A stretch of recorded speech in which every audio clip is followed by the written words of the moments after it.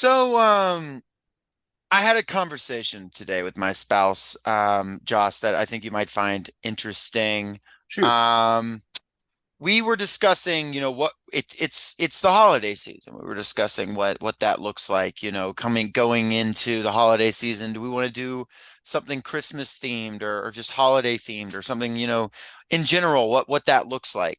And I was thinking last year, I mean, which is I say last year, I mean, this podcast has only been running since January of 2023, but we did do a Christmas Carol in February. So I'm proposing live on the pod that we do our Christmas episode in February this year. And so I was wondering if you had a pitch for me of what we could do. You could pitch it live on the pod if you've got an idea.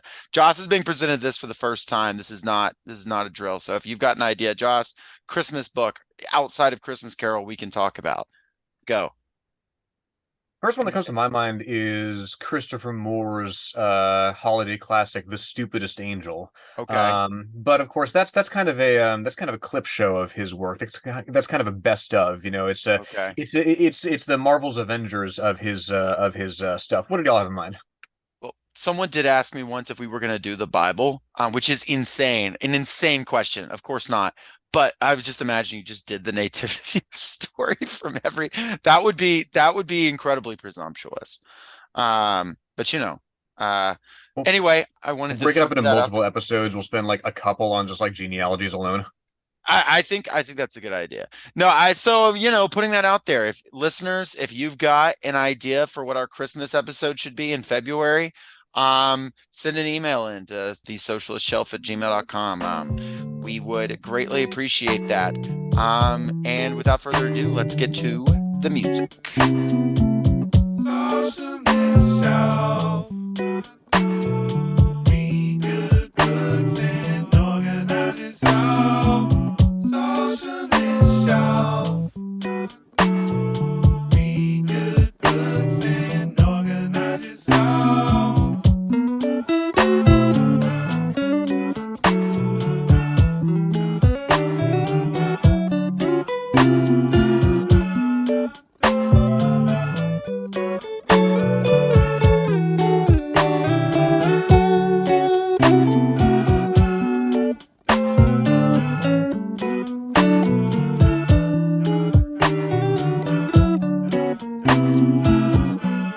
You're now listening to Socialist Shelf Radio. Welcome to the Socialist Shelf, the show where we're still trying to figure out what we're going to do for Christmas in February. It is me, Jacob, as always, with Joss. And with us today, we have a very exciting guest, Karlo Yeager Rodríguez. Karlo, welcome to the pod. Thanks for having me on. Thank you for Uh, coming on. yeah, Yeah, Karlo is Karlo. You do Podside Picnic. I know some of our listeners might know Podside. I know you're a writer yourself. People mhm. might know you from none of us want to be known from Twitter, but people might know you as Managed Shrimp Diplomacy. If you might be familiar. But Karlo, how you doing today? What Uh, what what possessed you to come on this podcast? I mean, you guys approached me to talk about. You wanted me to bring you a story, and That's and yeah. and, and in all honesty, the story that sprung fully formed to my mind that I wanted to talk about for the holiday season is a story that is a horrible bummer. You know, sometimes that's how it's got to go. I You mean, know, what's I don't know if I would call it a bummer, right? You get to light the sea on fire and watch the sunset at the end. Oh, I mean, could you imagine having like completely immersive VR Civilization 17 or whatever, Mm. Just You nuke you Antarctica are once in a Caesar. while. Yeah, you are Caesar You and still have Sean Bean's voice over it. It's completely immersive, but you just still have Sean Bean being like, "What is man?" Oh man. Well, today we are talking about the short story The People of Sand and Slag. Super excited to talk about this. This was on sort of a short list of recommendations from Karlo. I picked out basically like the name sounded cool to me. the story ended up being cool, and interesting, and we're gonna have a lot to say about it. But Joss, I think you've got an author bio for us. Before we get into it, Carlo, what made this author stand out to you as somebody that we want to discuss?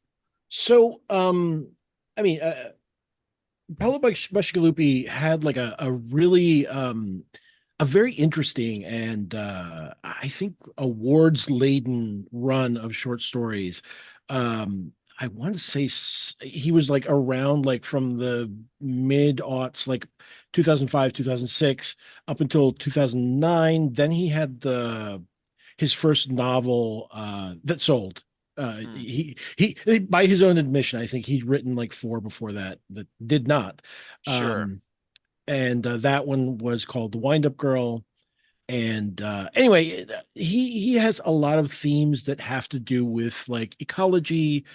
He loves to sort of delve into a lot of sort of like biomechanical or bioengineering type stuff as part of something that is happening in his stories. But this one is like one of the first ones that he came, sort of roaring out the gate, I believe. And I'm trying to look it up right now, but I believe it won, I believe, the Hugo and the Nebula for the year it Hmm, came out, Mhm. which was 2004. Yes. Um, but yeah, Hugo Award for best novelette and also the Nebula. Oh, and he got onto the Locus Awards, which is another oh yeah, award as well. no doubt. Um, but yeah, like a lot of his stuff is just fascinating because it melds together all sorts of different things into this type of story that generally is sort of very anti the way things are going right now. Hmm. Sure. No, that makes Yeah, sense. I've seen a couple of interviews that he's done, a couple of interviews and a couple of talks that he's given. He describes himself as an extrapolationist. This was interesting to me, right? Because I mean, the way he frames it, right? He's like, well, if you say you're a YA writer, people kind of look at you funny. If you say you're a science fiction writer, sometimes people might look at you funny and have like misapprehensions about what you write. Of course, he does both of these things, so it gets him thinking, okay, well, how do I describe it in a way that he said that Margaret Atwood described herself as she doesn't write aspirations, she writes something else that means stories, but the word escapes me, right? But he came up with extrapolationist kind of Mm. that, and like he's a writer of accidental futures, right? Mhm. Not necessarily it's speculative. Accidental futures. Yeah, Interesting. I like that. it's speculative, yes, but it's speculative in a way that it's not dystopian, but it's not a perfect machine of a world in one sense, which is hell for the protagonist in another. But like it's a setting that's knocked off its axis, right, in ways that people and systems in general in his settings are still struggling to adapt to, and that really caught my eye. Mm. That's Yeah, interesting. that's it truly is an interesting approach because by I think I was just listening to an interview that he gave with the Speculative Fiction Foundation, I believe it's called. Um, and he mentions that like I mean, this is a message story. Let's not beat around the bush. This is Sure, a message sure. story, but it is not a message story in his own words where it's sort of like trying to hit you over the well, I'm paraphrasing what he's saying, but hit you over the head with like its message. He just sort of like shows you this, oh, this is how humans are. They're basically they've basically become sort of like a singularity creature, but bio enhanced in a way. Mm. Um, and he shows you what that looks like. And I mean, honestly, he tries his damnedest for you to not come away going like, like the meme with the rocket going over your head. It's like Hmm. he doesn't want, he doesn't want that to happen. He wants you to understand that, yeah, none of this is cool.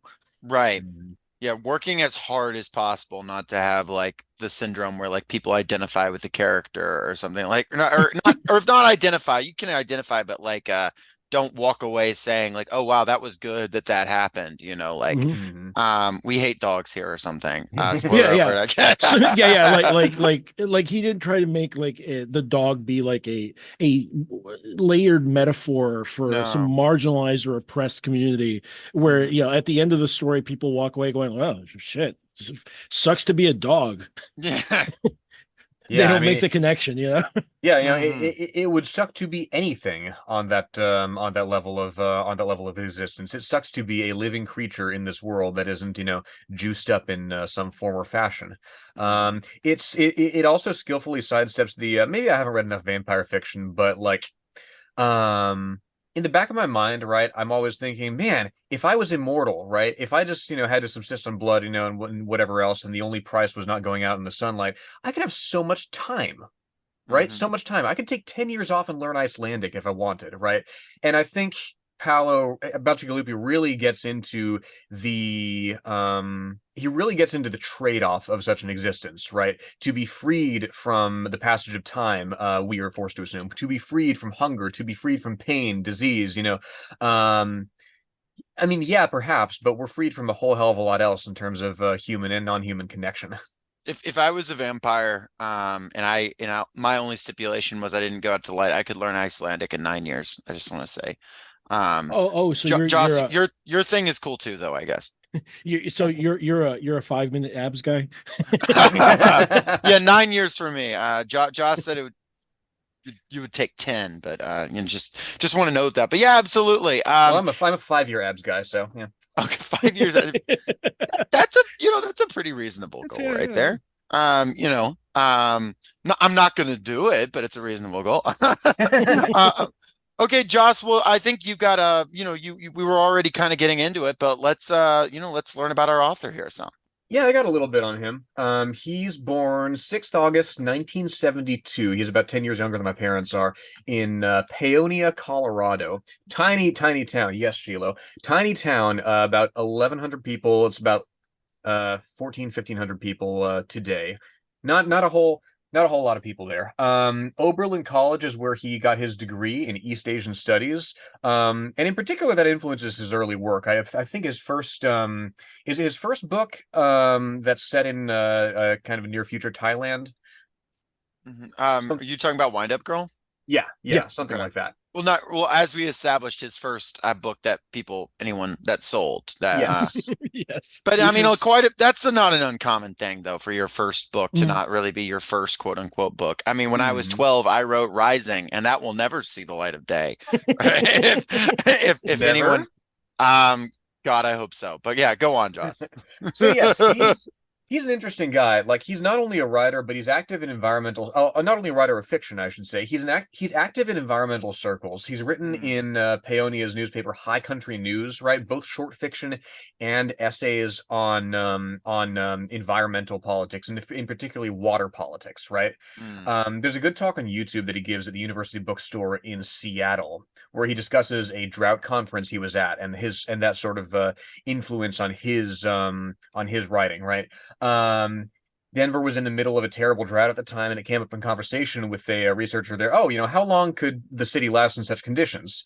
And the response was, well, a lot would happen in that time. All the trees would die. It could go on for a while, 5 years probably. And Bacigalupi asks, okay, well, how likely is that to happen?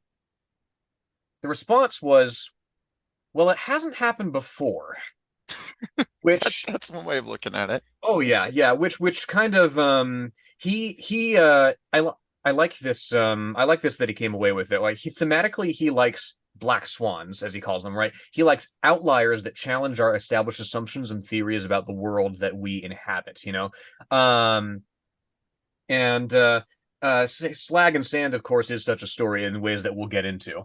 So his first published short story was February 1999's Pocket Full of Dharma. It ran in the Magazine of Fantasy and Science Fiction, Mm, placed 23rd at the Locus Awards that year. 13 years later, it was translated into Japanese and it won a Seiyun. okay. And this and 9 other early works of his would be collected in Pump 6 and Other Stories, which, Carlo, you mentioned, in 2008. That collection also won a Locus. People Salt and Slag, Sand and Slag, of course, came out in February 04. It was his third published short story. Got a Hugo, got a Nebula. It made the Locus poll. I don't think it won the Locus. He's nominated for, his career is pretty award laden, especially in the beginning, as you said, Carla. He was nominated for, he was a finalist for Hugos and Nebulas pretty much right from the jump. And his first award win is a Theodore Sturgeon Award in '06 for The Calorie Man, which this was interesting to me. Nobody's ever won that award twice. Huh. Yeah, people have been nominated for it several times. Paolo Bacigalupi himself has had 4 noms, only 1 though. He wins 2 Locuses in '09 back to back for Pump 6 and the collection in which that novelette appears. His first novel, Wind Up Girl, came out the year after. He wins his other Seiyun for that one in 2013. And the year of its release, he wins a big trifecta: Hugo, Nebula, and a John W. Campbell Memorial Award. It's a big year for him. He also gets a Michael Prince Award for his young adult novel Shipbreaker, which is the first in his series. And he's in China as well. He's been recognized. The year after that, he got a Galaxy Award for most popular foreign writer. Like, I could go on and on about all the stuff that he's won, but as we've been alluding to, his wheelhouse is basically like late stage capitalism, right? Particularly climate change, particularly the attendant kind of decay of human civilization, and indeed humanity itself as we know it. He's a guy who I would love to just sit down and talk to about the circles that he's been in. Jacob, I couldn't help but think of you and the conferences that you go to sometimes about AI, right? Oh my when God. he spoke about the environmental stuff going on. Yeah, a little bit different context. Usually my day job doesn't bleed into the podcast, but yes, I have for my work had to go to some conferences on that deal with artificial intelligence, and there is some interesting bleed over that certainly occurs there, especially when there's conversation about climate. Because I'll say, and not like, for obvious reasons, not naming any names here, because I do like my job, but there will be like company people who will be like, oh well, AI will solve climate, and then it'll be like, how? No one will ever say how. Like, it'll just kind of be platitudes. It'll kind of be grand. So I do wonder, like, it seems like something that would frustrate him. But I will say, to bring it back slightly, Shipbreaker is what I had known from him. I was familiar with Shipbreaker. Oh yeah. And that's also a climate change narrative. It's basically I don't know what year it's supposed to take place, but I know New Orleans is gone in that book. Yes. And there's a lot of washed up oil tankers and stuff. Hence the Shipbreaker, people trying to survive on the Gulf Coast. It's similar to American War in that aspect, isn't it? I would say it's a lot different than American. No, in that aspect, maybe alone. American War has just been on my head because of that one trailer that came out for that like A24 movie. Oh God. Carlo, have you read American War? No, I have not. What is this? Okay, so it's a novel. It's a novel about not to like sidetrack too much, but it's a novel by Omar El-Akkad about the 2070s and 2080s, a massive war in the United States, and it's basically like a unified Northern Africa, Middle Eastern state called the Bouazizi Empire, like is like meddling in American affairs, and it's basically like kind of like a reverse. Like American meddling in the Middle East comes home to roost, kind of. Omar El-Akkad wrote it. He came on the podcast, was a really remarkable guest. But it's funny because there's just like a lot of American war vibes recently. It's like I can't help but escape. So yeah, like I was saying, that one movie that everybody was like kind of clowning on Twitter was like American War without any of the like anything that made it interesting. Guy who's only read American War, getting a lot of American War vibes from this. Yeah, that is us. It's like that or President is Missing. Everything is connected to that on this podcast. Hey, Olympus has fallen. Okay. True. Well, we have Left Behind as well. We referenced that. Oh wow, yeah. Oh my God. I tried reading the first one. It is wow. I made Joss do it. Joss... Yeah, and to continue this derailment, because it is the type of book that, specifically the type of thriller specifically writing that has like Jim Johnson, all 6'5" of him, blue eyes and blah blah blah, glinting, and like, okay, the main character's name is in Left Behind is Rayford Steele. It's awesome. It's it's so funny. But I would say, something like it is interesting. That's an example though of, to side of kind of force a connection that I actually think is worth examining. That is an example of a book that lacks all subtlety. The writing here, like in the people of Sand and Slag and whatnot, in its own way lacks subtlety, but we actually like it's interesting because it's not necessarily bad to lack subtlety is what I come back to. It's Hmm. like a thing I Hmm. used, I guess, like freshman year in college. I was like, everything has to be unbelievably subtle. You have to hide every narrative. But no, that's actually not the case. But there is like a good way of being not subtle and a bad way of being not subtle. Hmm. Um, or maybe to put a finer point on it, there is like a good way of being not subtle, and there's just an annoying way of being not subtle. And I guess Left Behind and President is Missing and other books that Joss and I have had fun making fun of on this show, that we have not liked, unlike this work. Um, they fall into that other category. But it is interesting because, like as you said, Carlo, like this text does not want you in the slightest to be mixed up about what its intent is, or what it thinks, or what it's getting at. Neither does Shipbreaker, or Hmm. I haven't read anything else, but it works. And we can kind of get into why it works. But Joss, I know we kind of interrupted your bio, or I kind of interrupted your bio. No, I Uh, kind of interrupted myself too. Like, Fair enough, fair enough. So it but goes. yeah, no, like and he in terms of like subtlety, right? Bacigalupi doesn't shy away from those sorts of um uh Aesop is not the right word. He doesn't shy messages. He doesn't shy away from those sorts of messages in his work. Like he talks about his shipbreaker series in this other interview that he did for Grist, right? And he's asked, is there a positive note? Well, some of the kids survive, right? Yeah. The message of this work is basically, welcome to the world that we're handing to you kids. I hope you get through it, right? He's very unflinching about the horror of what he portrays, even if he doesn't directly portray it, even if he's a little more subtle about it. Again, Sand and Slag, right, is good at that, right? Because it doesn't linger on a whole lot of imagery, and what imagery it does linger on is you're meant to sort of look around in the margins of that and be like, okay, so what does it represent that we can light the sea on fire, right? It's you can take it at face value, or you can scratch a little deeper and realize, oh, wait a minute, this is profoundly messed up, Mhm. in ways that we'll get into. He wants to write another book, I think, in the Shipbreaker series called Seascapes. He mentioned in Okay. that Seattle interview. How long ago He's was that interview? Like, is this a ongoing thing, or is this kind of or is this like the second book of the guy who wrote Battle Royale that we were talking about? Let's see. The Seattle one was in 2015. Okay, So okay, he's actually written things since then. Maybe that's what became Tool of War. okay. But yeah, he's still active. He's written He's it's on official. Blue Sky. He left Twitter after the He is on massive Blue Sky. takeover. Yeah, Twitter redirects you directly to that. Oh, Which interesting. yeah, which Yeah. good for him. Uh, Well, he'd also left Twitter because of other things, which we can talk about later after we talk about the story. Mhm.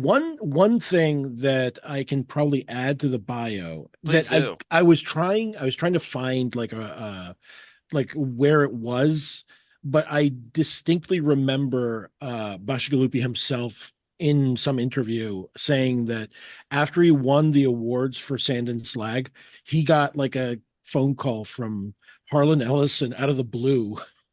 Wow. Wow, And Ellison was like, "Yeah, don't let them trap you in don't let them trap you in the genre. Just get out." that's pretty funny. I mean, Hmm. would you say that you feel like he was trapped in the genre, or is this just where he's comfortable? Like, is this just kind of his pocket? I mean, I think that like Ellison obviously is a very provocative figure throughout his life, right? Hmm. I think that he himself felt and much like Vonnegut, I think, Hmm. who did not want the genre label, um, you know, protested, doth protest too much, right? Harlan Sure. Ellison did, but at the same time, he's not wrong in like if you narrow the channel a little too much, you can end up just being just like just lobbing those easy outs, just getting in that lane and just like cracking them out, churn. And I think that he had to take a step. It felt like he took a step back after Wind Up Girl. There was a little bit of backlash because of that. This is like around 2009, and some of the questions regarding like whether it was correct or appropriate for a white author to write other ethnicities and so on and so forth, and that became like a big problem. I mean, it still is, I should say. It's an ongoing conversation. I don't think it's ever been solved in any way, shape, or form, because publishing at its roots, systemically is very white. So Yes. Sure. but that didn't mean that he did a bad job, I felt, but that's probably neither here nor there. And that's Fair enough. At this point, I think he also took a step back from like social media as a result a lot of those conversations and how sort of acrimonious they can get. Understandable. Particularly, When I like found him on Twitter, 2009, he stopped. I guess maybe he had a return because he was posting on Twitter as of like October. But then he said like, I can't handle this website anymore. I'm going to Blue Sky. And I don't know if he's on there or if he just said he was going to there, but that's where I like to see if like when, I feel like we so rarely, it's not true that it's rare that we talk about a living author, but like so often we talk about authors who aren't living or don't have much of a presence. And like when they do have an online presence or whatever, I always find it interesting. Like what is just kind of coming out like this, just like the casual thoughts of this person. He's very pro. He's posted a lot about the writer's strike. Yeah. He's very pro union in that sense. I would be very surprised if he wasn't, given what I know from him. But let's get into this story. Unless Joss, you have anything else outstanding to say about not a whole hell of a lot else. My first thought when Karlo, you mentioned him kind of stepping outside of his wheelhouse or not letting himself get caught in one or another genre. He did dabble in fantasy. He wrote The Alchemist and the Executionist with Tobias Buckle, and that's on my radar. I'm planning on. Maybe I'll read that over the vacation. Yes, the story. People of Sand and Slag. So do we want to do a little, I mean, it's a pretty simple story. I think a lot of it is the style in which it's written. And it has like a weird, like at least 3 different styles Yes. that it sort of shifts and morphs through. But so essentially, we come to learn that these super biologically modified super soldiers who apparently work at some mining concern sense an intruder, and they basically go out, they tear out of their bunkers because also they're bored as fuck. Yeah. I mean, nothing can hurt them. They're effectively immortal. They just get bored real easy as a result. And so they tear out of there. They momentarily just, sort of bicker about, well, we could just drop a mini nuke on it and head back home and you can finish your game or whatever. And they decide, and when they mean mini nuke, they mean really a mini nuke. They will just launch nukes in this world. No problem at all. Yep. And what they end up finding after everything's said and done is a bedraggled, half dead, starving dog, just matted and just gross. And I mean, they just look at it and they go, holy shit, it's like finding a dinosaur. Right. That's actually like the words out of someone's mouth. And the rest of the story is them trying to figure out like what's going on, what's up with this dog. How did they sidestep like it's surviving, and they're like, well, they sort of dialogue between themselves, and there's not several, but the 3 different characters argue about why pro or con keeping the dog. And like the story ends. Do not, I mean, you could certainly, before you read the story, you could just go on doesthedogdie.com and look up this story. I feel like once you start this story and you see that there's a dog, like I immediately was like, all right, I'm going to go ahead and brace myself for this one. I didn't know for sure, but I had a pretty dang good feeling. Yeah. Well, so one of the things that struck me, and I do, you know what I want to do? I want to read a little bit, if I may, please do. of the 100%. beginning, right? So, it starts as like this: hostile movement, well inside the perimeter, well inside. I stripped off my immersive response goggles as adrenaline surged through me. The virtual cityscape I'd been about to raise disappeared, replaced by our monitoring room's many views of Cesco's mining operations. On one screen, the red phosphorescent tracery of an intruder skated across the terrain map, a hot blip like blood spattering on its way towards Pit 8. Jack was already out of the monitoring room. I ran for my gear. I caught up with Jack in the equipment room as he grabbed a TS-101 and slash bangs and dragged Zimpact's exoskeleton over his tattooed body. He draped bandoliers of surge packs over his massive shoulders and ran for the outer locks. I strapped on my own exoskeleton, pulled my 101 from its rack, checked its charge, and followed. Lisa was already in the HEV, its turbofans screaming like banshees when the hatch dilated. Sentry centaurs leveled their 101s at me, then relaxed as friend-foe data spilled into their heads-up displays. I bolted across the tarmac, my skin prickling under the blasts of icy Montana wind and the jet wash of Hentasa Mark V engines. Overhead, the clouds glowed orange with light from Cesco's mining bots. Mm-hmm. So, sorry, go ahead.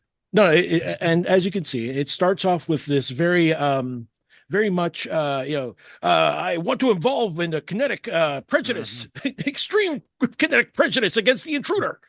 Yeah, it's almost a trick, right? Like the opening is almost, I mean, trick is the wrong way, but it opens on a tone that it's not going to keep. It opens on a very like a very military sci-fi. Like I almost like the first few paragraphs, I was like, oh my God. Like I was like, if this whole thing is like this is gonna be a slog. And not because it's bad for the first few paragraphs, but I'm like, I thought I've read stories where like the whole thing is like that. And I was just like, well, what are we doing here? Right. The people of sand and slog. yeah, exactly right. But then you get into it, and then obviously, you know, but it has to start off like that because that is these people's world. That is Jack and Lisa and Chen's world and it's no wonder they're so fucking bored. Like, you know, they exist in this world of like military tactical and stuff and waiting around in a cold, icy Montana wind. Like, and I wrote down like my opening notes, like along with characters' names were just, let me see, what did I write?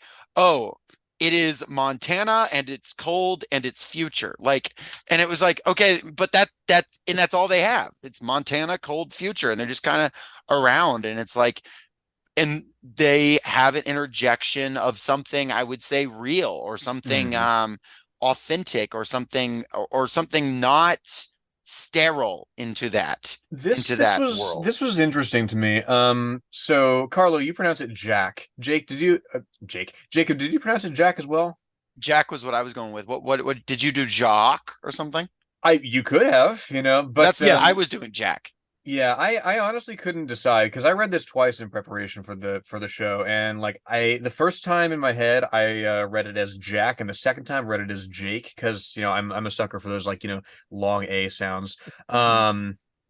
And that was interesting to me, right? Because you get right away the sense of the sort of side grade of humanity. Like, I mean, they talk about evolutionary dead ends toward the end of the story, and I had that in mind the second time around. You know, it's something familiar has become alien, right? In this case, the name, right? It's spelled differently, but it's pronounced the same. It's honestly giving like orc NPC I have to make up as a DM. I'm like, this is Jack, and he's big and has tattoos. Like, wait, no, it's the Star Wars extended universe, Luke. Yeah, there you go. Yes. Because he had the clone with like the extra U's. Yeah. There you go. See, if you're a clone, you have to have an extra vowel sound. Yes. You should. Yes, I mean, it would confuse the rest of us. Yes, I have this directly from Jacob's clone, Jakub. But yeah, no, it's a side grade of humanity, right? It's not they haven't necessarily progressed as we'll come to find out, despite all the differences in their physiology and capabilities, right? Which was interesting to me, right? Because the very next note that I have is about them flying out to meet this enemy, right? And what do? They fly over a lake. They hit land, and this bit here, the hunter lurched as its anti-collision software jerked us away from the roughening terrain. Lisa overrode the computers and forced the ship back down against the soil, driving us so low I could have reached out and dragged my hands through the broken scree as we screamed over it. So that right there was interesting to me. If you've worked retail, listeners, right, half of any retail job, speaking from my experience, is figuring out how to work around the constraints of software commissioned and implemented by people who will never use it. And same basic principle here, right? Chen, our narrator, and Jack and Lisa fly super low over the terrain. They turn off the anti-collision software because that countermeasure makes them less able to hunt effectively.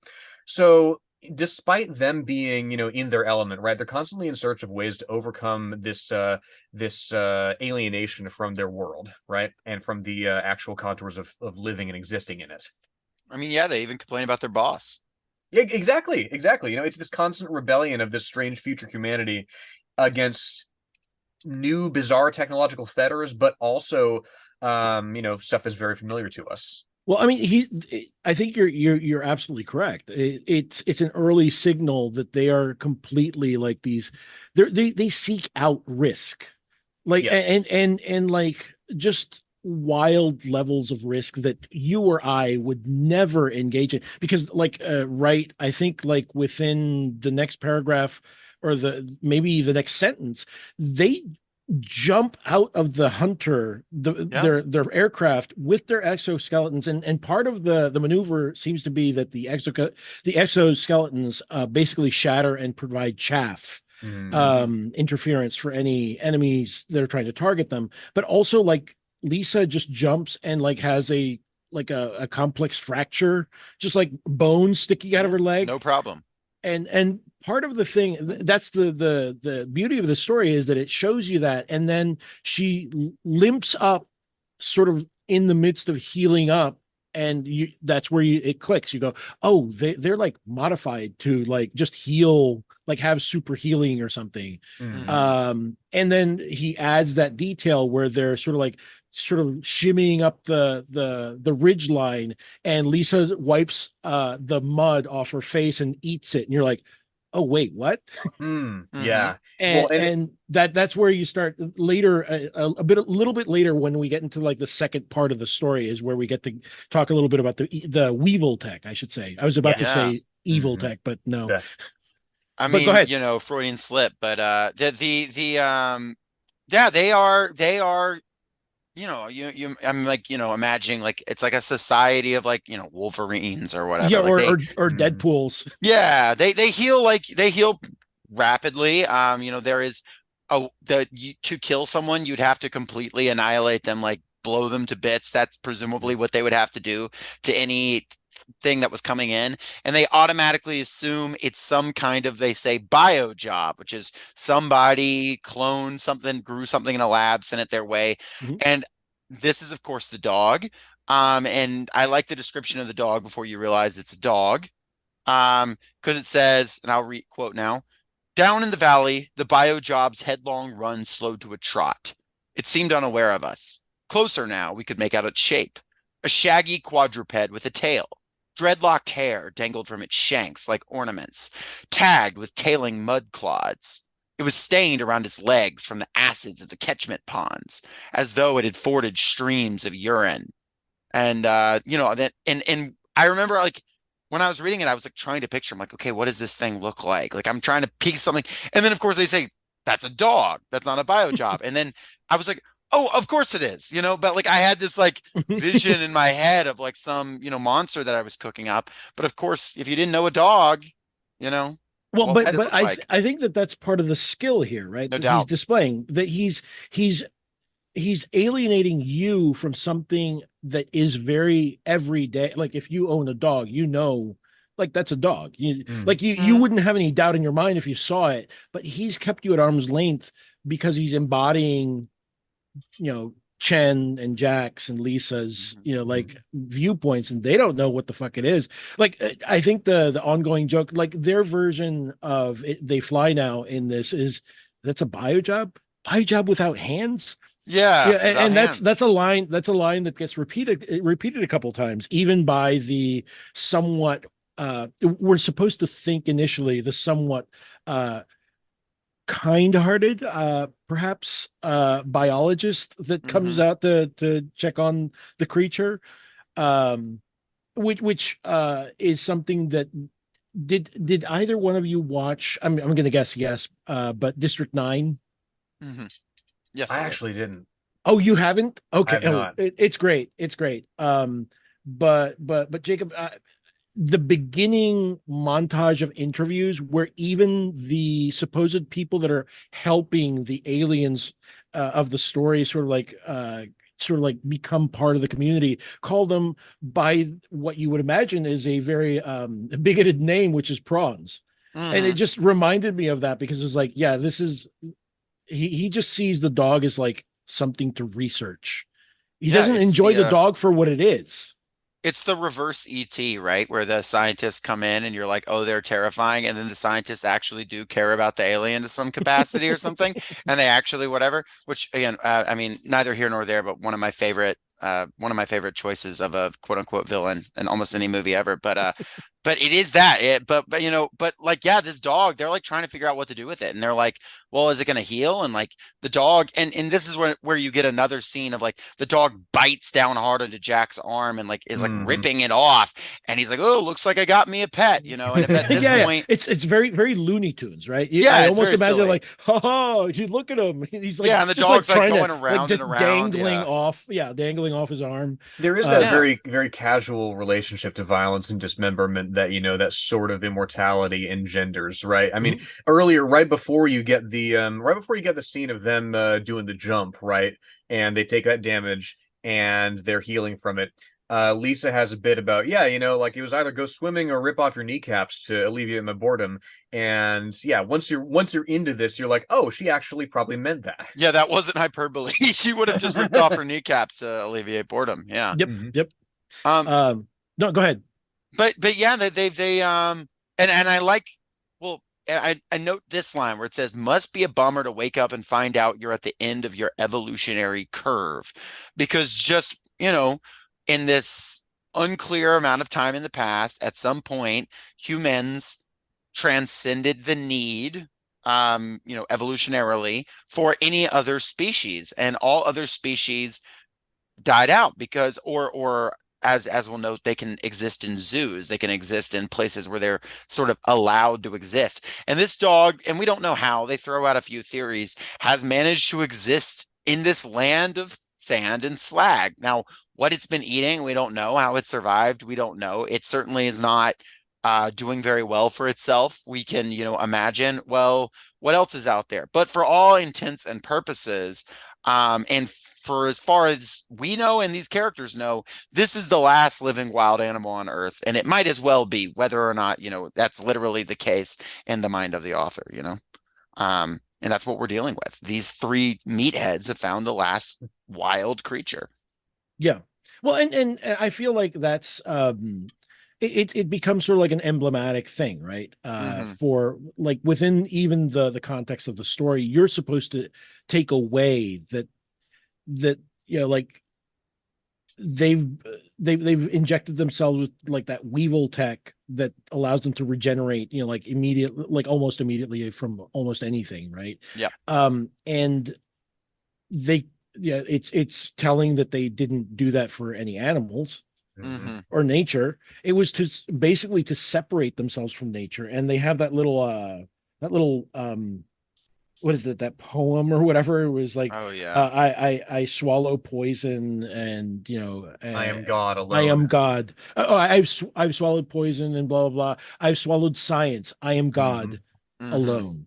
And Yes. I think that alone part is the real sort of heart that is somewhat hidden from you for a Mhm. long part of this story. The fact that there is a stunted, but there is a heart beating in Chen, at least in Chen. Mhm. Well, and as well, Weevil Tech as I mean, because it's sold to the public through songs and education, right, and PR, right, as this evolutionary next step, right, and the story kind of the story leads you to challenge that, I think, because it's I was thinking as this toward the end of my second read through is that okay, so I was kind of grappling with what a biojob actually was. Like, is it a repurposed human? Like, were these centaurs once human?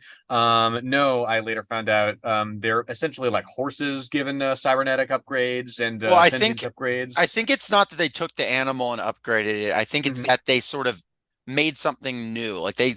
they use a chimera kit. type. Yeah, Yeah, I like a think it says chimera they type Kind even of thing. use a lab kit. Like grown. they they said because at one point it said get some building blocks and make something if it makes you happy. Something with Yeah, hands for God's sake. Right? yeah. So that implies that that implies that they're sort of creating it if not from scratch then basically like I'm imagining like they've got little like different sand and soup and Hmm. molds and they're just throwing it together and Which ultimately like essentially it's not wild and it's not real in any sense these that this dog is but it like obviates the need for beasts of burden. yeah no it's true Hmm.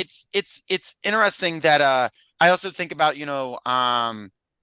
I also think about like the environmental background, Hmm. of Bacigalupi and his concern. And I often think about, talking about conferences, talking about like the people talking about how humanity can adapt to climate change, saying things like, "Oh, well, if we do this, we'll make it," or "Well, humanity won't."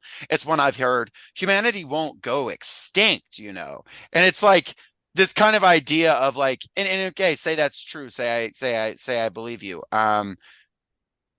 Okay, well, what will and how many humans and what will we sacrifice and what will be destroyed in the process?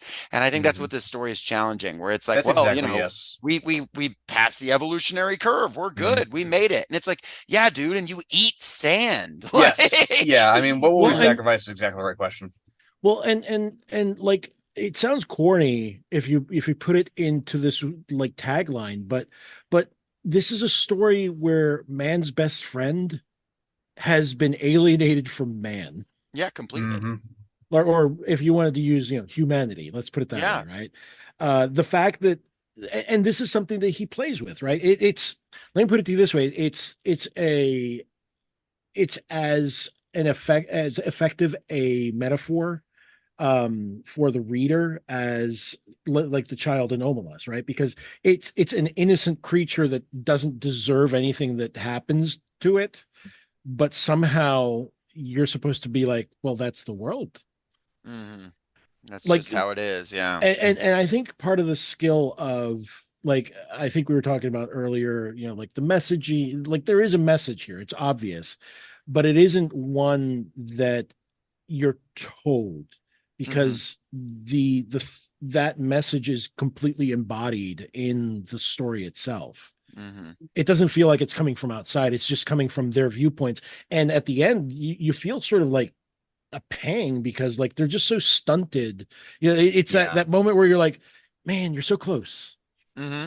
so close. And that's what's good about putting you so firmly in this world from the very beginning is that it forces you to experience that and feel that stuntedness.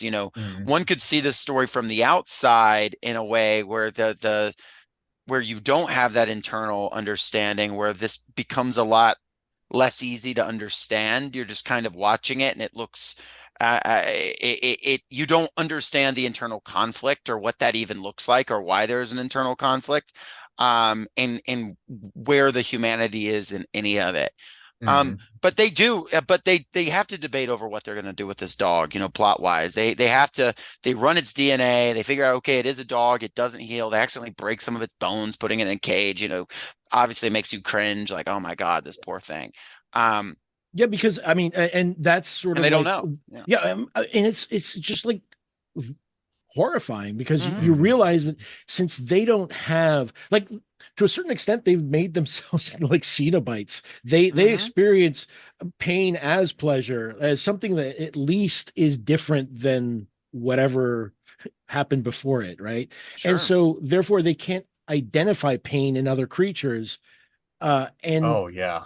that's the thing. Like you're sitting there and like you think, Jesus Christ, you broke the fucking dog's bones. What the fuck, man? Oh yeah, I mean this is a people that they allude to it going on in the cities, right? And these trends of oh yeah, we'll have parties where we mutilate each other. Oh yeah, like it's this kind of a kink thing where you cut off somebody's limbs before you sleep with them, right? Mhm. It's This is it's set in the world of Crimes of the Future. Oh man, I still Pretty need to much. see that. Uh, It's there's a blink and you'll miss it kind of thing in the beginning of the second bit here where they're talking about their body modifications, right? How they cut Lisa's skin and like set blades in her arms, right? Chen's got a glow spine or whatever.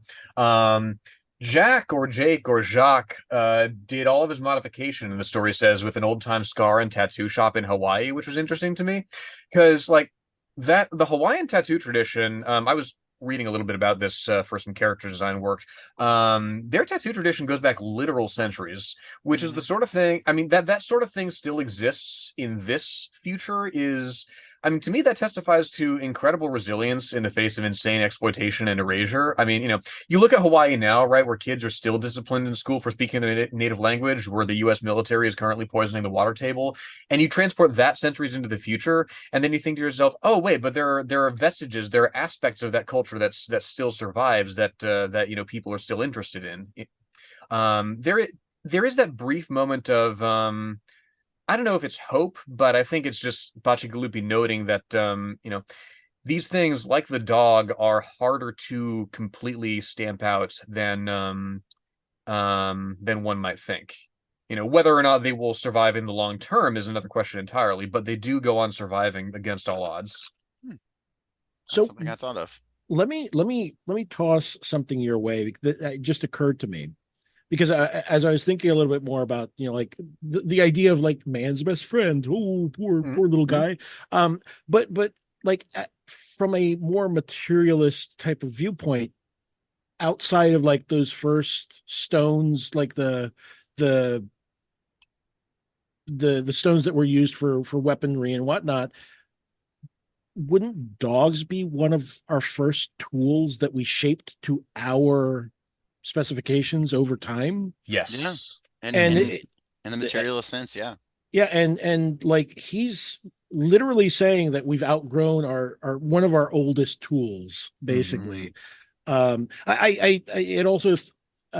It also comes to mind that the half dog half man guy from Shipbreaker is called Tool.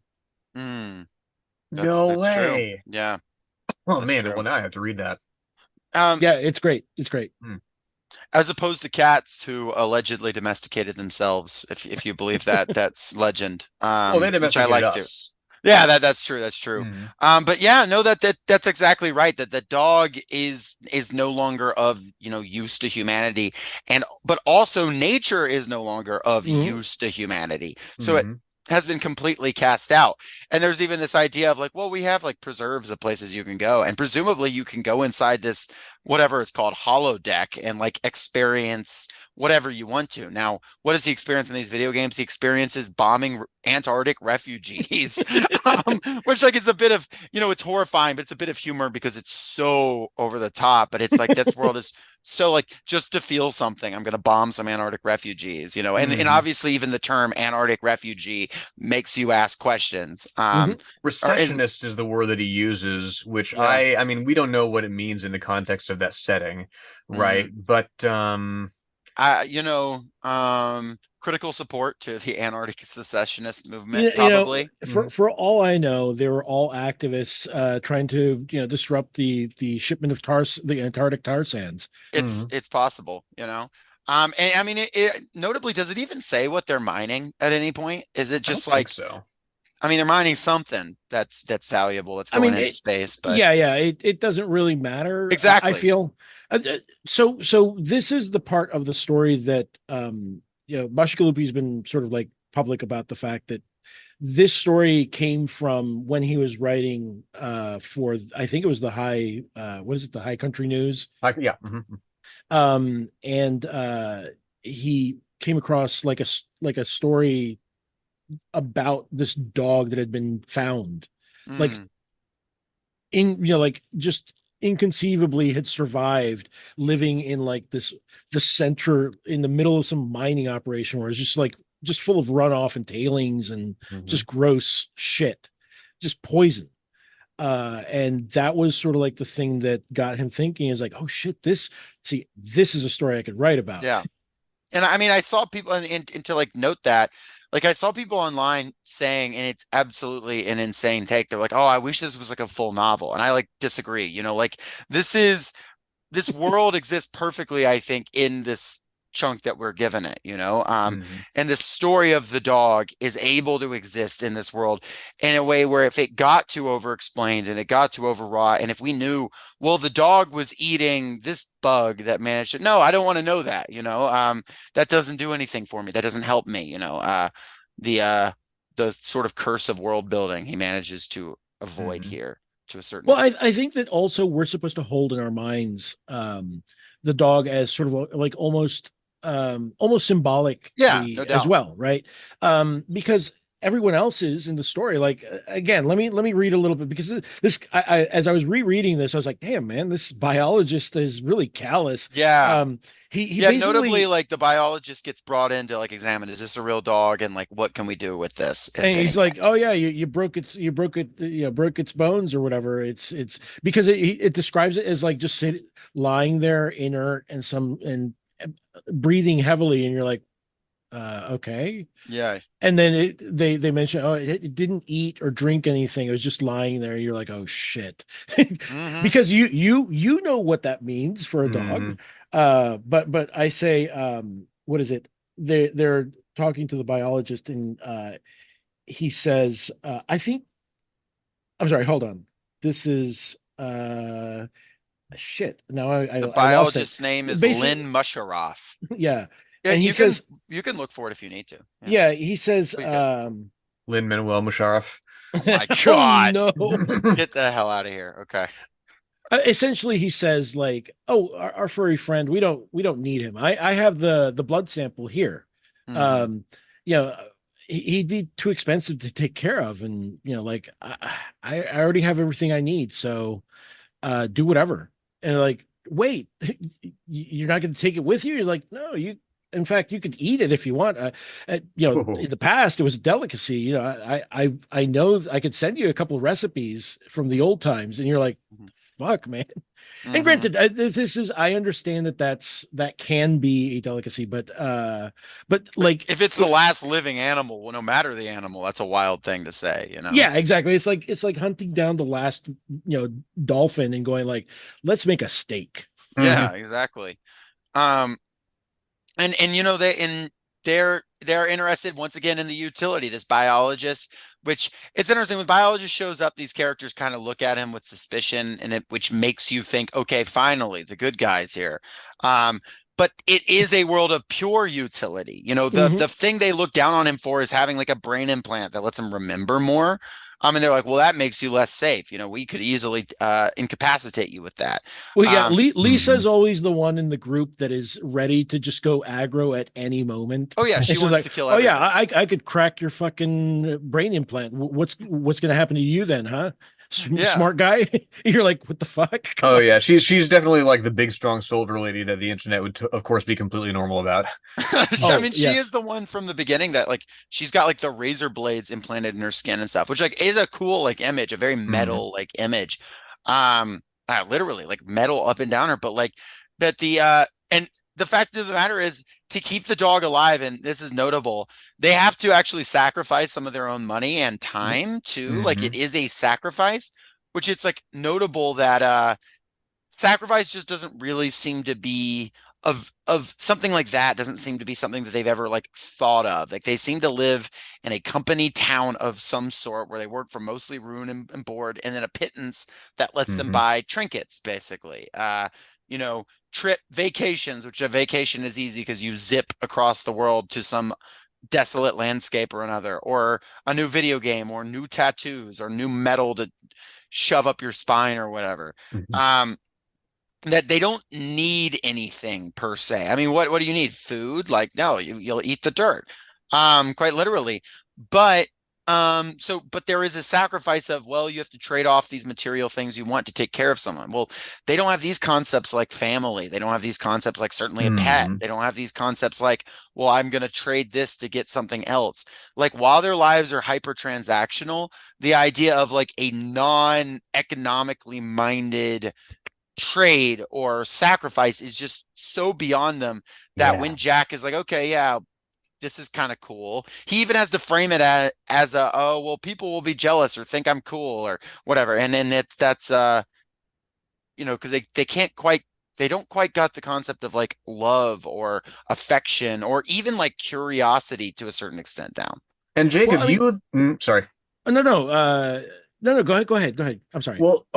Jacob, and you have the answer right there to Lisa's question earlier, right? When the dog is, when his bones are broken when they put him in the cage, and Lisa's like, wow, so he breaks and like he doesn't heal. Like, how did they live long enough? How did we live long enough to evolve out of that? Is her question, right? And of course, the answer that you allude to right there is, the collective, it's community, it's altruism, it's the desire to take care of those around you, right? Which, to my mind, is where the real horror of the story lies. It's, as you say, we've evolved beyond that, quote unquote evolved, right? It's in making individual humans totally like physiologically, like biologically self-sufficient, self-healing. You can eat anything, you have infinite options for entertainment, that sort of thing. The cost of reproducing your labor is basically nullified, right? You're turned into constant capital under the system. And unlike our hardware, unlike our software, right, it requires no maintenance. We are automatons at this stage. And we can eat dirt, like Yes. literally. Yes. Sand and slag. Yeah. And that's all that's left anyway. You're not getting a lot of descriptions of greenery or whatever. So it's a good thing that we can't. Well, I mean, it's sort of funny that they have turned them, like they've weirdly reversed like the threats. You remember the nano machines, gray goo threats? They've reversed it, right? They've made the earth into gray goo, but they could eat it. It's fine. Yeah, it's fine. It's good, actually. You fry up a little sand. And like to Joss's point, I feel like this is the type of future where like Randian like selfishness has just taken, like the very American idea of Randian selfishness being a good thing has taken root so deeply that like you said, they have no concept of like, well, this costs something. Well, fuck that. Get rid of it. I don't need that.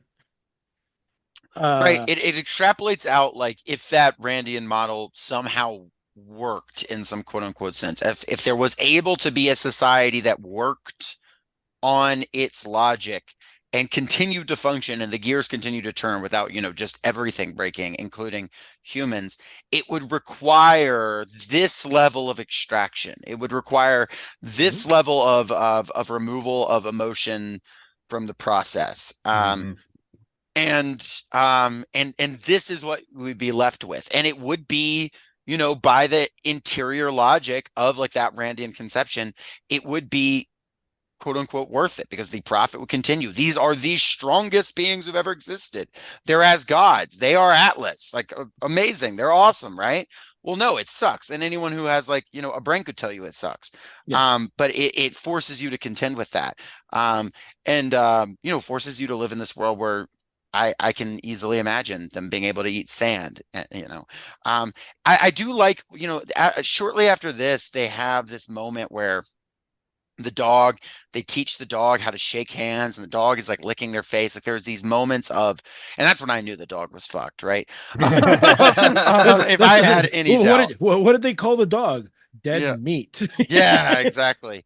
But they start talking about this book. Our Chen starts, y'all quoted it earlier, but I'll read it again. It's a poem that says, cut me, I won't bleed. Gas me, I won't breathe. Stab me, shoot me, slash me, smash me. I have swallowed science. I am God alone. And this is from this last poet who essentially refused to take genetic modifications, and he died of normal cancer because he would not become God alone.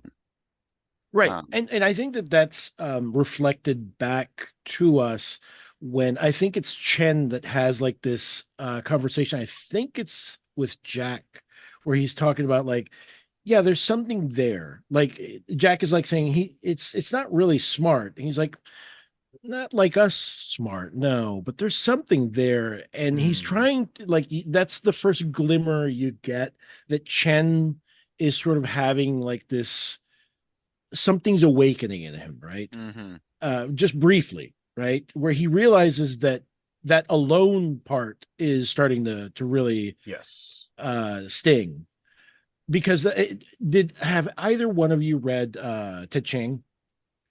Specifically, he wrote the book that Arrival was based on, right? Yeah, it was a novella or whatever. Yeah. Well, So. he has a story called The Great Silence. And it's all about like it's this beautiful description of like the then at the time functional Arecibo observatory where SETI, and it's told from the point of view of a Puerto Rican parrot, and Puerto Rican parrots are endangered. Just so you know, they're coming back slowly, but they're still it's still slow going. And it's told from the point of view of this parrot that's sort of lamenting that here you are, look at this dish, you're spending so much effort to try to communicate, with aliens, and here we are, and it's something that resonates with this story, where he's sort of like figuring out that there's also something to being vulnerable, right? And showing, and he has that glimmer, and it's by the end of the story, it might still be there, but the dog is not. So it's as close to like because they never name the dog. No, they don't. I actually, I have a kind of a theory of the end of the story that I want to introduce, but I kind of want to just finish off the description of the plot in a little more detail before I do that, because that's a great point. Basically, they go on a quick trip to Hawaii for a swimming vacation.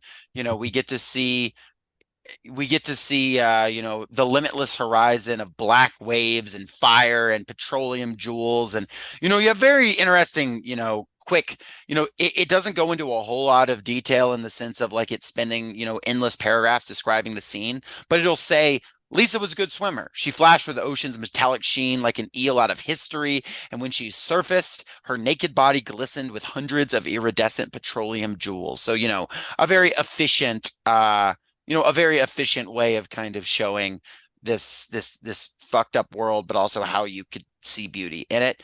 And then you have this, it's not super important, but you have you find out that Chin and Lisa have this thing, but they apparently like to cut off each other's limbs and have sex with them, so that would like they're in a more submissive position or whatever. Or Lisa's trying for the first time, and she even notes, and I guess it's the only time that Lisa ever seems to have anything for the dog. She's like, I kind of get it. I'm a lot like that dog right now. And the fact that like I'm kind of weak, and for another few hours I'm not going to be able to like move because I don't have arms or legs or whatever. I don't like it. This sucks. Like this is what you've evolved to. You've literally just gained the ability to do Guro. Yeah, it's essentially, that's and it's meant to be another dash of kind of like body horror, of course, and I mean effectively so. And also, but then the dog gets itself hurt. It says I have it right here if you want. Yeah, please read it. Yeah.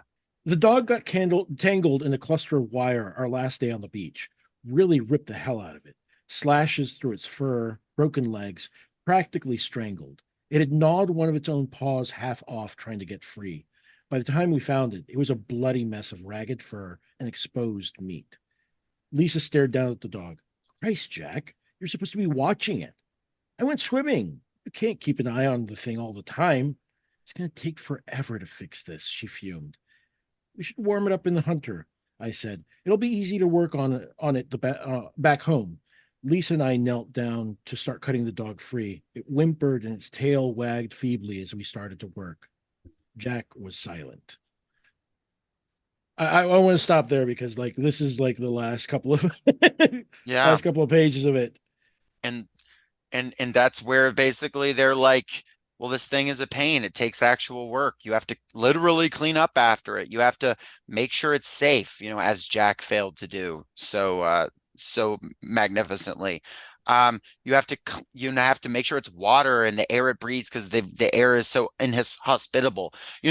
Not lost on the reader, I would hope that certainly wasn't lost on me when I'm reading it, that like, oh wow, yeah, that stupid dog that can't survive breathing the air. Wonder who did that, as if it was not, humanity that made the air unbreathable. There's a guy in a banana suit that's trying to find who did Yeah, that. we're all trying to find the guy who did this. Exactly.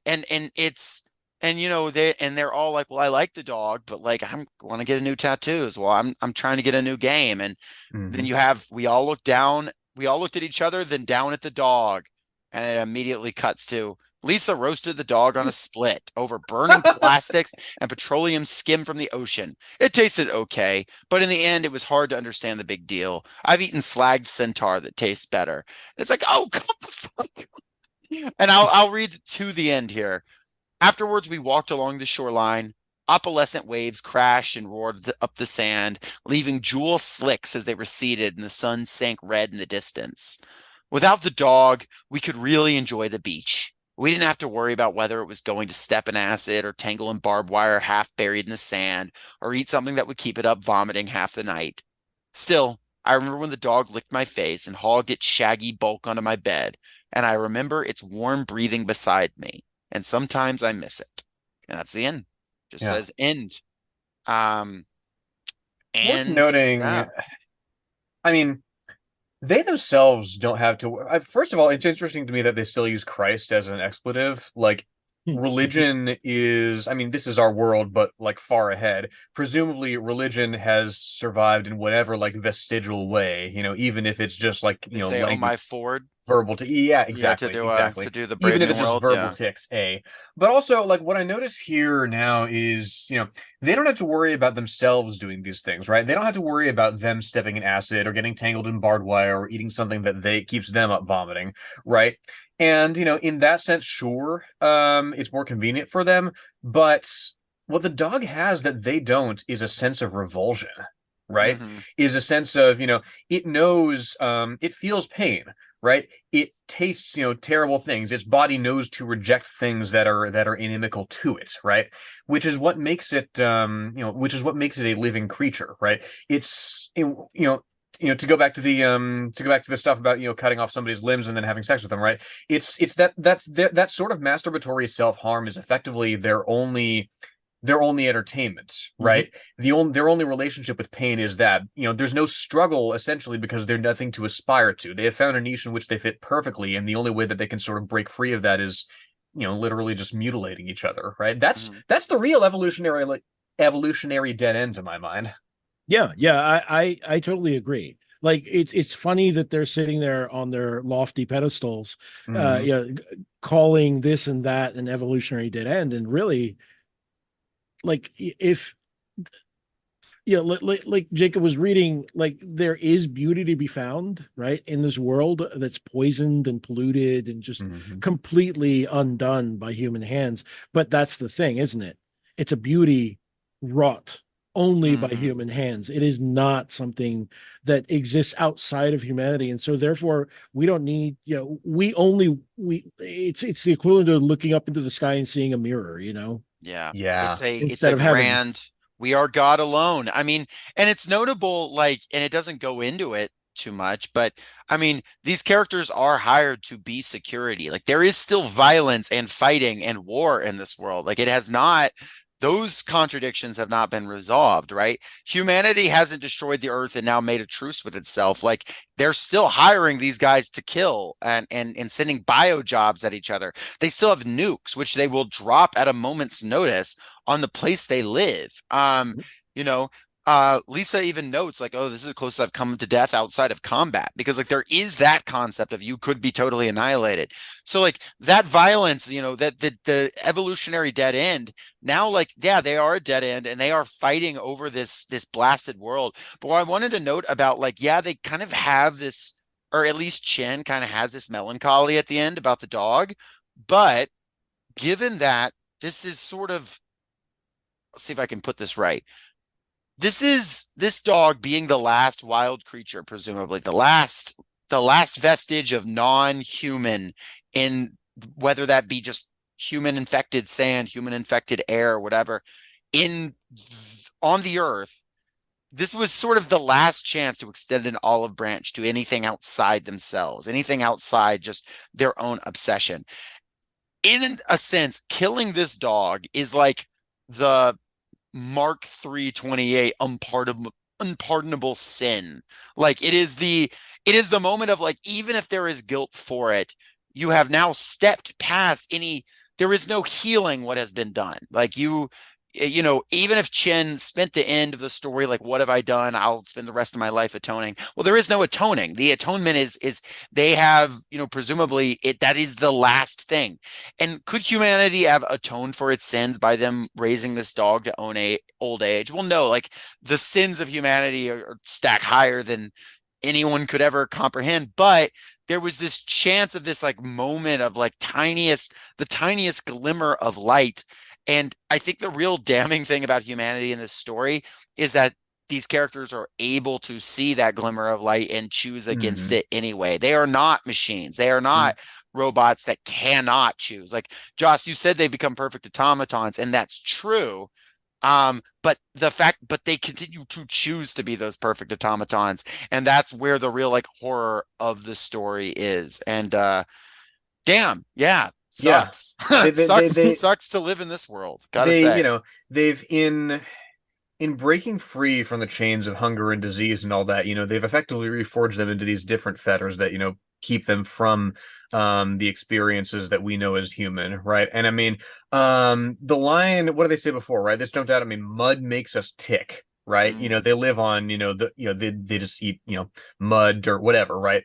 Which to my mind, it's an interesting deviation from the idea in myth that we're formed from the earth, right? We're formed from clay, right? It's this ironic repurposing of a creation story for an existence totally devoid of stories, right? They have access to bits and pieces of what it once meant to be human, but there's no real way to synthesize them into this way of understanding what we used to be, right? It is that one line from Spy Kids that like goes way harder than it needs to. Like, do you think God stays in heaven because he too fears what he's created? Like in raising our The Steve Buscemi character in Spy yeah, Kids too. yeah, Yeah. and in raising ourselves to the level of God, what have we found out? We found out that there's no heaven for us to escape into, right? This is all there is. I mean, you could effectively rename this story "My Brother in Christ, You Made the Sandwich." Right. Yeah, that's true. That's true. Well, it definitely ties into the fact that we're supposed to think that this is definitely a profaned world. Mm-hmm. Like Yes. this is a completely fallen world in the sense that we demolished it. Yeah. And profane in the sense of, I mean, it was as we alluded to in the Crucible episode, right? Not even necessarily like it's just like gross and like there are swears, although there is certainly grossness and there are swears, but there is nothing more that is sacred. There is nothing more except the it's perfectly Randian utilitarian, and there's nothing beyond it. Yeah, and I think that the dog itself, amongst many other things, is supposed to be like a glimmer of that sort of like the sacredness that they have missed, right? But Mm-hmm. they've not known it for so long that they don't even know that they miss it. Yeah, the ugly is made, if not beautiful, then acceptable. The wasteland is made, I wouldn't say the wasteland is made beautiful as in they're sitting there like, oh, the poetry of no, they're just not thinking about that at all. Mm-hmm. That's kind of been knocked out of their heads. Not because they can't, or not because it even, seems to be in any sense like banned or whatever. Like they have poetry. They're able to readily access it, it seems. It's just the alternative was given and humanity made the wrong choice over and over. And this is like the last wrong choice, basically. It's more Fahrenheit 451 than it is 1984. Yep. Yeah, the minute you were talking about the choices, it's one of the things that I come away from. Like I thankfully I never read Fahrenheit 451 in school, so I never got drummed into my head that it's definitely about censorship, because Yeah, the curriculums to make things easy for teachers. And don't get me wrong, sure. I love teachers. They're great, Mhm. but they have a lot of work on their hands, so sometimes Yeah, you resort to it can be shortcuts. oversimplified. Yeah. And generally speaking, what I came away with after reading it was that this is sort of, it's similar to 1984, except that it's a completely market-based solution. Mm-hmm. Yeah, Yeah. the logic behind it is very simple. And granted, this is mostly the book is mostly Fahrenheit 451, at least, is mostly about Bradbury being grumpy about TV. Uh, but the He's fact really remains. good at being grumpy about Oh, TV. no, That's what no, matters. it's Yeah. great. It's great. And the logic, the economic logic that he structures behind it is so good, because, well, people love their TVs, so therefore they don't need to read books.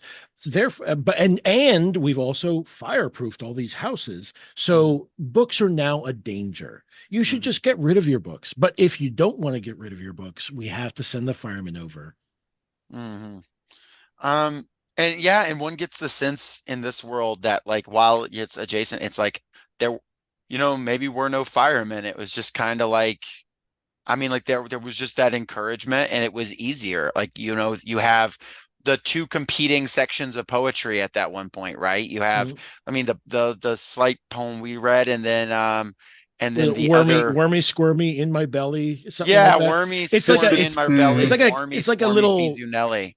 yeah, it's like a little bit of child's rhyme, instead Mhm. of like this profound poetry that you read later and you're like, this is how you teach yourself. Yeah, it Yeah, kind of made me think of like, I mean, to quote the third big dystopia, we already name checked two.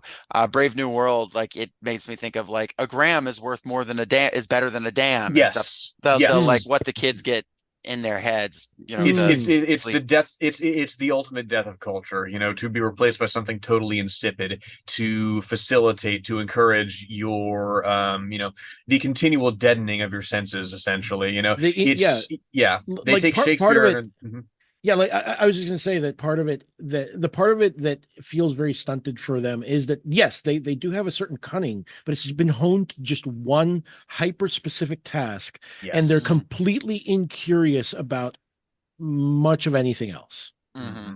Yeah, the characters are not, and the characters are also not from the outside, like, facing some kind of oppression from an authoritarian government who's telling them, don't keep the dog and whatever. Mhm. Like, no, the government, as far as it exists, I guess the company or whatever, the biologist is just like, yeah, man, keep the dog. It's going to be a pain in the ass, but keep it if you want, or eat it, or Hmm. whatever the hell.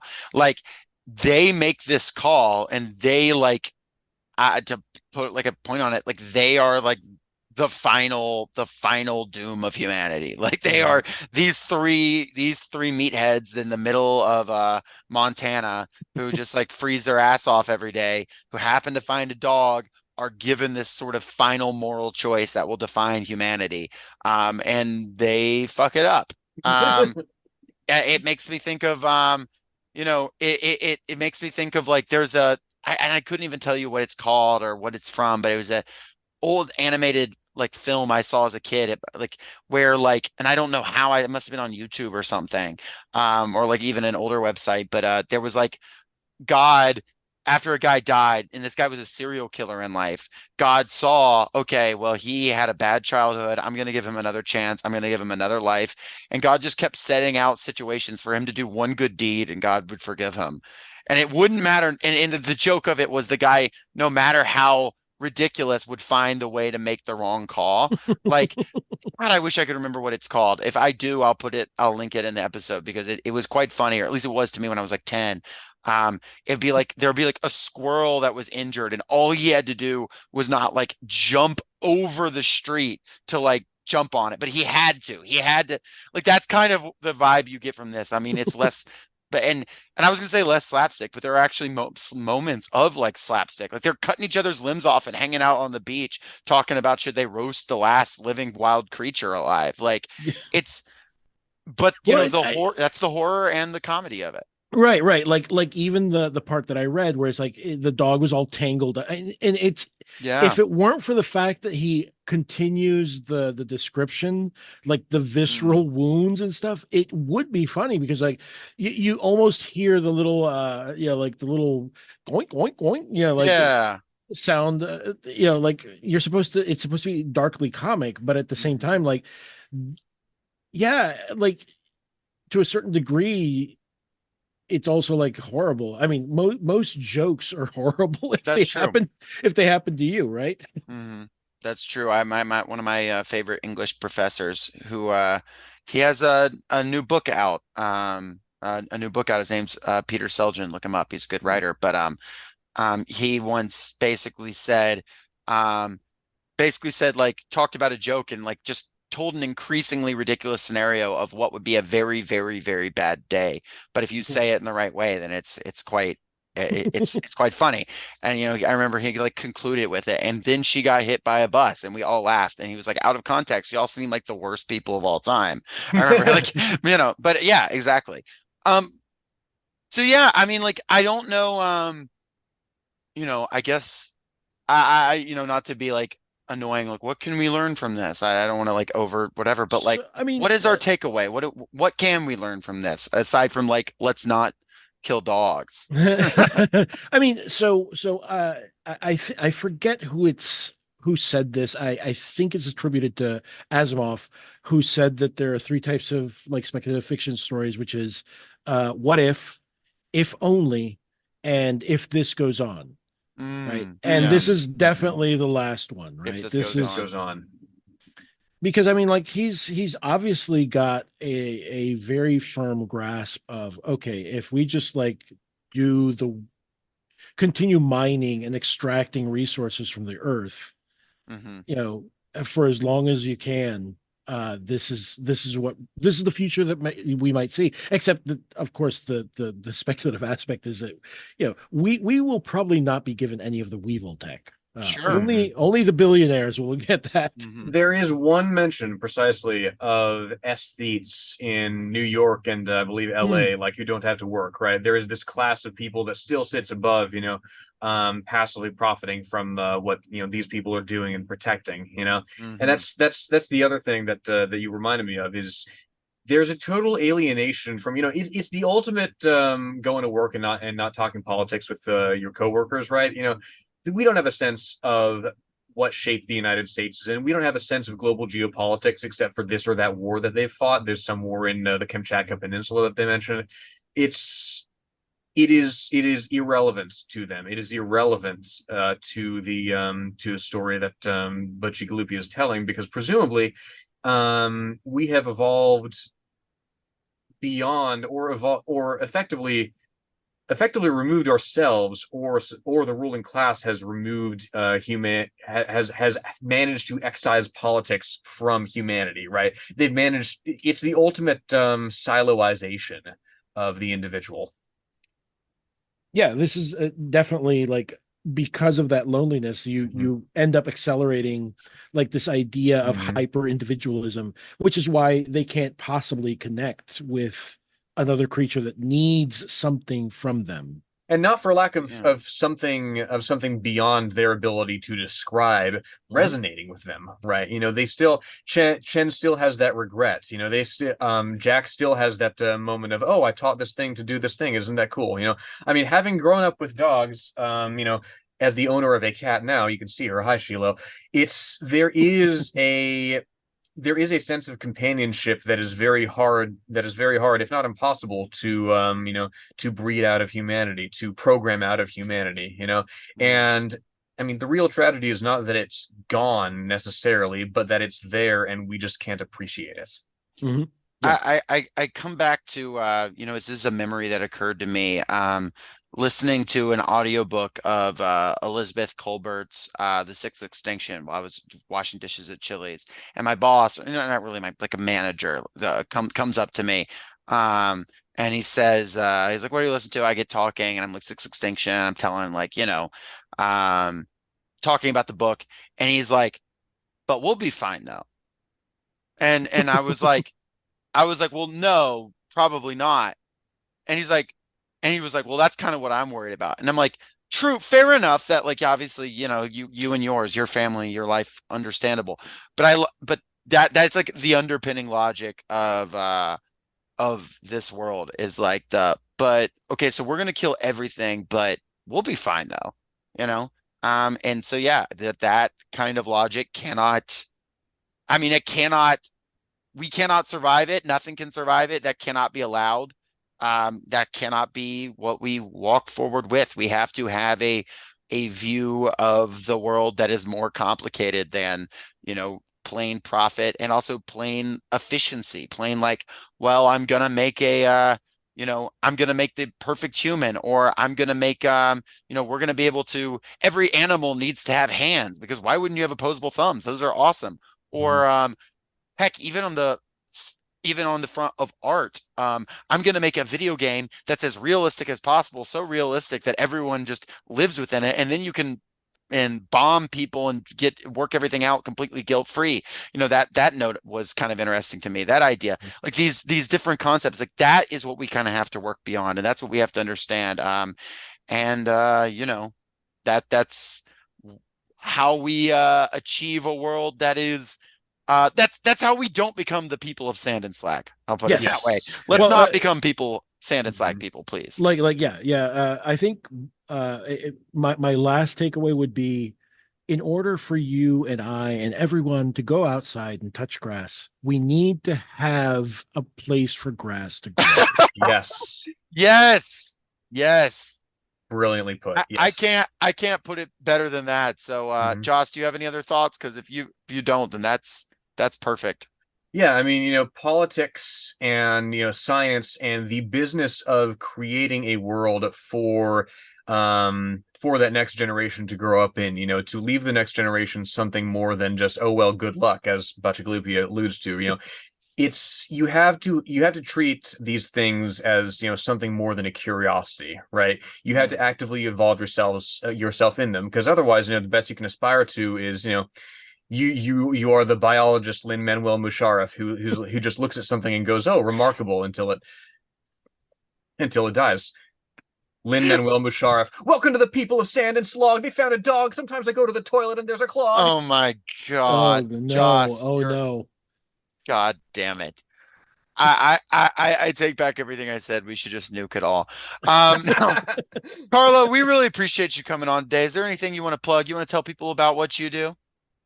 Sure. I am the main host along with co-hosts Kurt and Chris, and occasionally others that show up on Podside Picnic. You can find that at patreon.com/Podside Picnic. And I also write.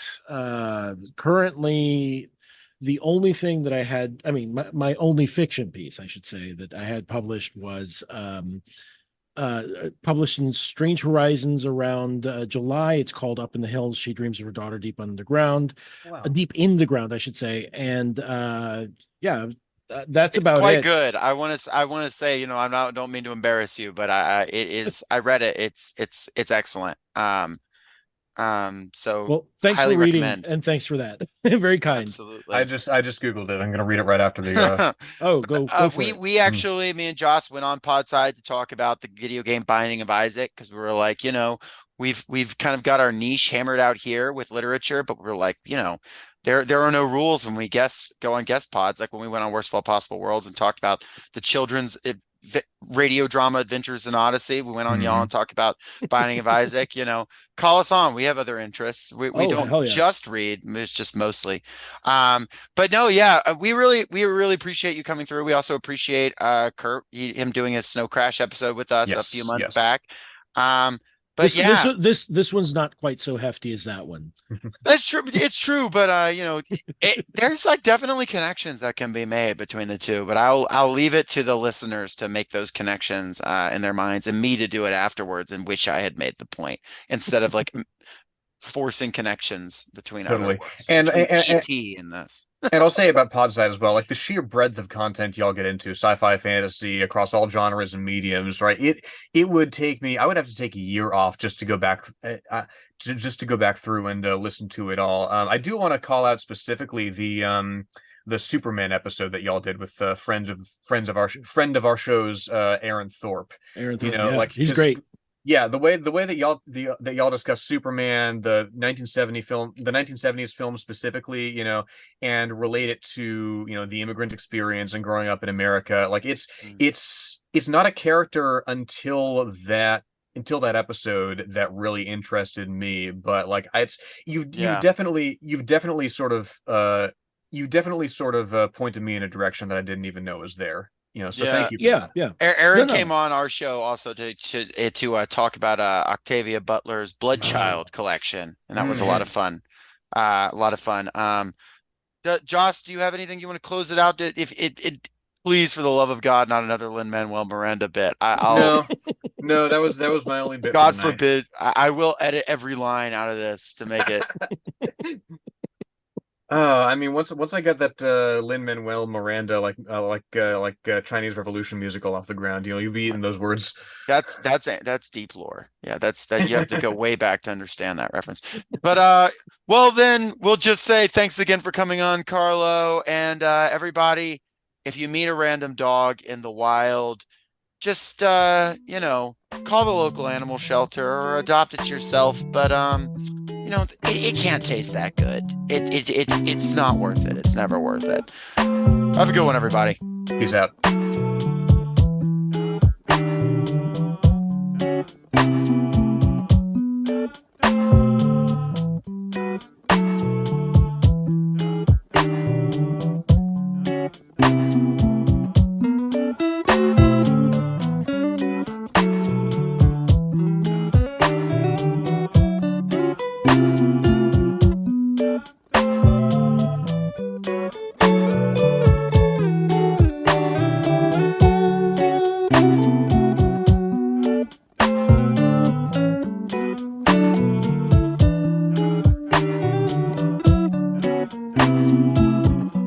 Thank you for listening to Socialist Shelf Radio.